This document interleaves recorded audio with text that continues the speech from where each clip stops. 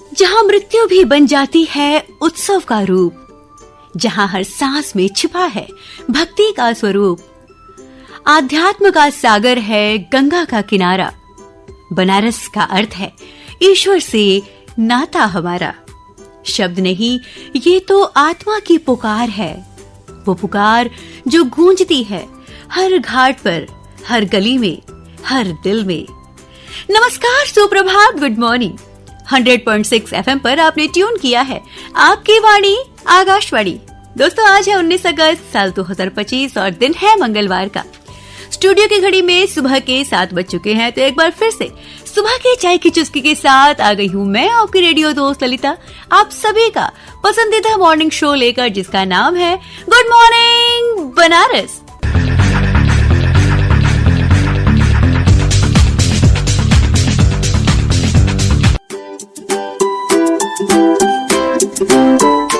दोस्तों, प्रोग्राम है good morning Banaras, तो फिर बातें कुछ बनारस के बारे में। बनारस ये नाम सिर्फ एक शहर का परिचय नहीं, बल्कि भारत की सनातन आत्मा का प्रतीक है।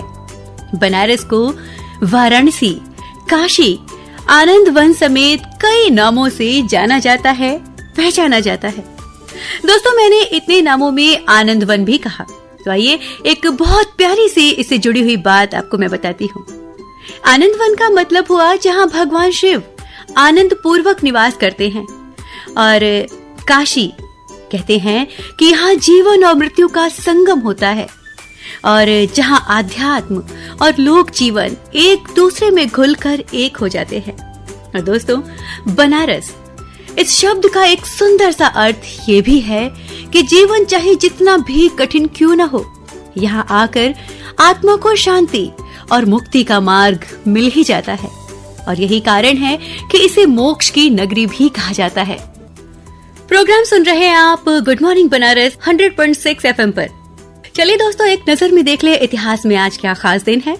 तो आपको बता दें कि विश्व मानवतावादी दिवस दुनिया भर की मानवतावादियों को समर्पित एक दिन है। इसके साथ ही ये मानवीय सहायता गतिविधियों के बारे में लोगों की समझ बढ़ाने का भी दिन है। इस दिन का उद्देश्य उन मानवतावादी कार्यकर्ताओं को सम्मानित करना है जिन्होंने अपने कार्य के द्वारा अपनी जान गंवाई है या घायल हुए हैं, और दुनिया भर में मानवतावादी कर्मचारियों द्वारा किए जा रहे कार्यों को मान्यता देना है। और इसके साथ ही साथ आज है विश्व फोटोग्राफी दिवस। आपको बता दें कि विश्व फोटोग्राफी दिवस हर वर्ष 19 अगस्त को मनाया जाता है। इसका उद्देश्य फोटोग्राफी कला, उसके इतिहास और समाज पर उसके प्रभाव का उत्सव मनाना है। ये दिन उन फोटोग्राफर्स को सम्मान देने का अवसर भी है जो अपने कैमरे के जरिए जीवन, प्रकृति, संस्कृति और सामाजिक यथार्थ को कैद करते हैं। दोस्तों, तस्वीर हमें अतीत की झलक देती है और सभ्यताओं और घटनाओं को सहेज कर रखती है। कला का एक बेहतरीन माध्यम है ये। फोटोग्राफी रचनात्मकता, सौंदर्य और भावनाओं को व्यक्त करने का साधन है। दोस्तों, जीवन भी एक कला है। जीवन सिर्फ जन्म और मृत्यु के बीच का सफर नहीं, बल्कि ये एक अनोखी कला है जिसे हर व्यक्ति अपने तरीके से गढ़ता और संवारता है। जिस तरह एक चित्रकार कैनवस पर रंग भरकर चित्र को जीवंत कर देता है, उसी तरह इंसान अपने विचारों, अपने कर्मों और व्यवहार से अपने जीवन को सुंदर और सार्थक बना सकता है।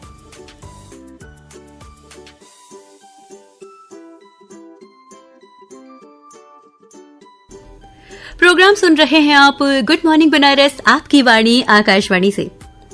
दोस्तों, दुनिया में बहुत से ऐसे साइंटिस्ट हुए जिनकी वजह से हमारी जिंदगी आज बहुत खुश है, आसान है। उन्हीं में से एक है विश्व प्रसिद्ध भौतिक विज्ञानी स्टीफन हॉकिंस। उन्होंने ब्रह्मांड के बारे में बहुत सारे शोध किए हैं, जिनमें सबसे खास है ब्लैक होल की खोज। उन्होंने हम सभी के लिए कुछ सबक छोड़े हैं और उनके कुछ मैसेज हैं जो आज मैं इस प्रोग्राम के जरिए आपको भी बताना चाहती हूँ। स्टीफन हॉकिंस ने कहा कि छोटा लक्ष्य कभी मत रखना। हमें 3 सबक हमेशा ध्यान रखने चाहिए। पहला, सदैव सितारों जितनी ऊंचाई पर नजर रखो, उससे कम का लक्ष्य कभी मत तय करो। दूसरा, कभी भी काम से पीछे मत हटो, काम ही आपको जीने का मकसद देता है और बिना इसके जीवन खोखला हो जाता है। तीसरा और सबसे जरूरी, अगर आप इतने सौभाग्यशाली हैं कि प्रेम और स्नेह ने आपके जीवन में जगह बना ली है, तो इन्हें कभी भी नजरअंदाज न करें। दोस्तों, स्टीफन हॉकिंस के ये वो विचार हैं जो आज भी हमारे जीवन में उजाला ला सकते हैं। तो इन्हें अपनाइए और अपना जीवन भी खुशमय बनाइए, सुखमय बनाइए, अपने जीवन में भी उजाला ले आइए।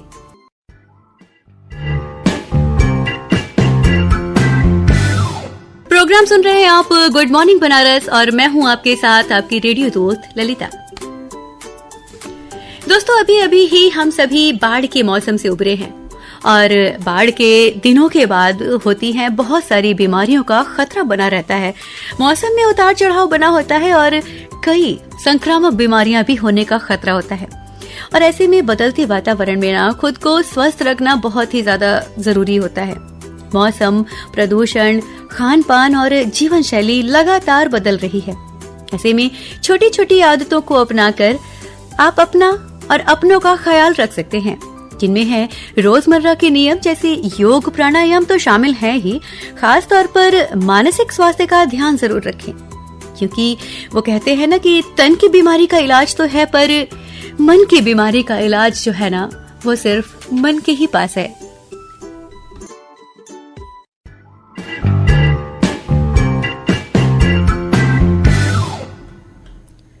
प्रोग्राम सुन रहे हैं आप गुड मॉर्निंग बनारस, आपकी वाणी आकाशवाणी से। अब आइए एक नजर में देख लेते हैं शहर बनारस का हालचाल। हर साल पितृपक्ष के दौरान काशी और गया में लाखों श्रद्धालु अपने पूर्वजों की आत्मा की शांति के लिए श्राद्ध और पिंडदान करने आते हैं। ऐसे में उत्तर प्रदेश राज्य सड़क परिवहन निगम ने इस बार श्रद्धालुओं की सुविधा के लिए एक खास बस सेवा शुरू करने का फैसला किया है।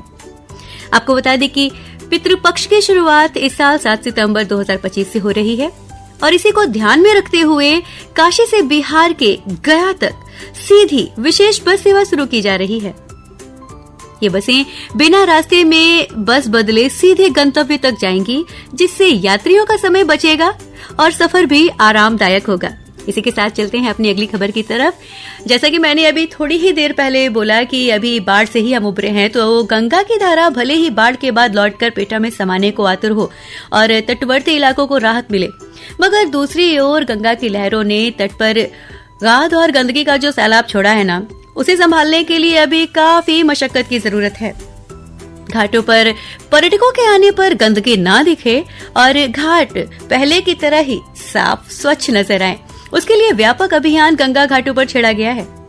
संस्था और निगम के साथ ही घाटों पर समितियों की ओर से भी पहल कर घाटों की रौनक को लौटाने का प्रयास हो रहा है। इसी कड़ी में कल यानी सोमवार को टीम ने घाटों के किनारे जमी गंदगी और गाद को साफ करने का प्रयत्न किया। अभियान का यही क्रम जारी रहा तो उम्मीद जताई जा रही है कि आगामी त्योहारों के पहले ही घाटों की रौनक वापस आ जाएगी। इसी के साथ चलते हैं अपनी अगली खबर की तरफ और आपको बता दें कि मौसम में नमी व बाढ़ बारिश के कारण जल भी दूषित हो रहा है। इसके कारण वाटर बॉर्न डिजीज का खतरा बढ़ गया है। इससे बच्चे पीलिया के शिकार हो रहे हैं।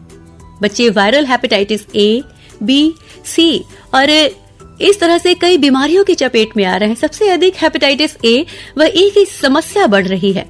इसके कारण बच्चों को तेज बुखार, बार बार उल्टी, पेट दर्द, आंख पीला हो रहा है।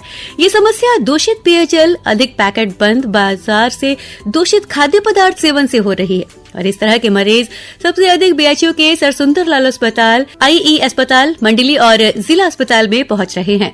तो भाई ऐसे में हम एक चीज ये कर सकते हैं कि जब बीमारियां दस्तक दें तो कम से कम अपना खान पान नियमित रखें, घर का ही खाना खाएं और कोशिश करें कि जो खाना हम घर पे बनाते हैं उसको 7 से 8 घंटे में खत्म कर दें और 8 घंटे के बाद का खाना बचा हुआ उसको न खाएं। तो दोस्तों, अपने खान पान को भी नियमित करें और अपना जीवन सरल और स्वस्थ बनाएं। दोस्तों, हमारे जीवन में हमारी प्रकृति की बहुत बड़ी भूमिका होती है। हमारे प्रकृति की सुरक्षा करना हमारा कर्तव्य है। ये बहुत ही महत्वपूर्ण है हमारे जीवन के लिए। इसका अर्थ है कि हमें प्रकृति यानी कि पर्यावरण रक्षा करना चाहिए, क्योंकि ये हमारी जिम्मेदारी है। प्रकृति हमें जीवन देती है, इसीलिए हमारा भी ये कर्तव्य है कि हम भी प्रकृति की रक्षा करें। अधिक से अधिक पेड़ पौधे लगाएं, जरूरत से ज्यादा पानी खर्च ना करें, कचरे को एक समुचित स्थान पर ही फेंकें, इधर उधर बिल्कुल भी ना फेंकें।